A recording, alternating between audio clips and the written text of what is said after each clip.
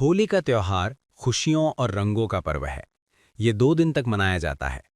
फाल्गुन पूर्णिमा को होलिका दहन होता है और अगले दिन रंगों वाली होली खेली जाती है।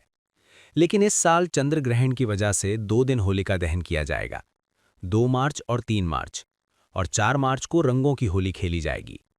होलिका दहन के दिन लोग मोहल्ले या चौराहे पर लकड़ियां इकट्ठा करके आग जलाते हैं।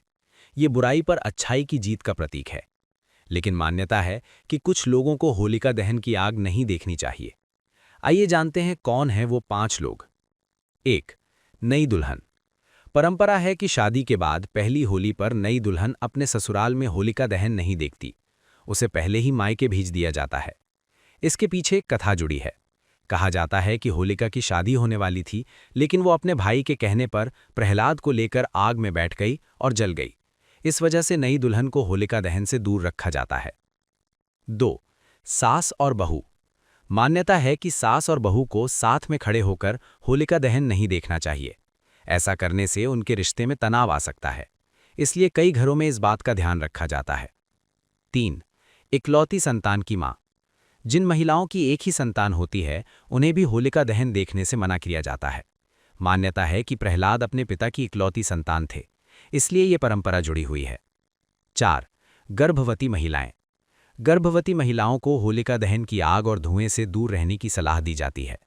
आग की गर्मी और धुआं सेहत के लिए नुकसानदायक हो सकता है, इसलिए सावधानी जरूरी है। 5. नवजात शिशु। छोटे बच्चों और नवजात शिशुओं को भी होलिका दहन स्थल पर नहीं ले जाना चाहिए। वहां धुआं, भीड़ और शोर शराबा होता है, जो उनके स्वास्थ्य के लिए ठीक नहीं है। अब आइए होलिका दहन का शुभ समय जानते हैं। 2 मार्च को शाम 6:24 से 6:36 तक विशेष मुहूर्त रहेगा। 3 मार्च को सुबह 1:25 से 2:35 तक भद्रा का पुंज काल है। भद्रा सुबह 4:28 पे खत्म होगी। इसके बाद सुबह 5:24 से 6:19 तक भी होलिका दहन किया जा सकता है।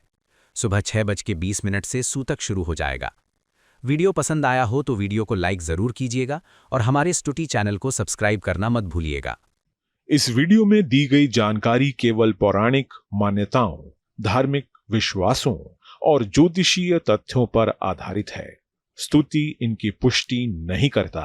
किसी भी उपाय को अपनाने से पहले संबंधित विशेषज्ञ से सलाह जरूर लें। इस वीडियो में दी गई जानकारी केवल पौराणिक मान्यताओं, धार्मिक विश्वासों और ज्योतिषीय तथ्यों पर आधारित है।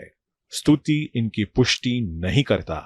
किसी भी उपाय को अपनाने से पहले संबंधित विशेषज्ञ से सलाह जरूर लें।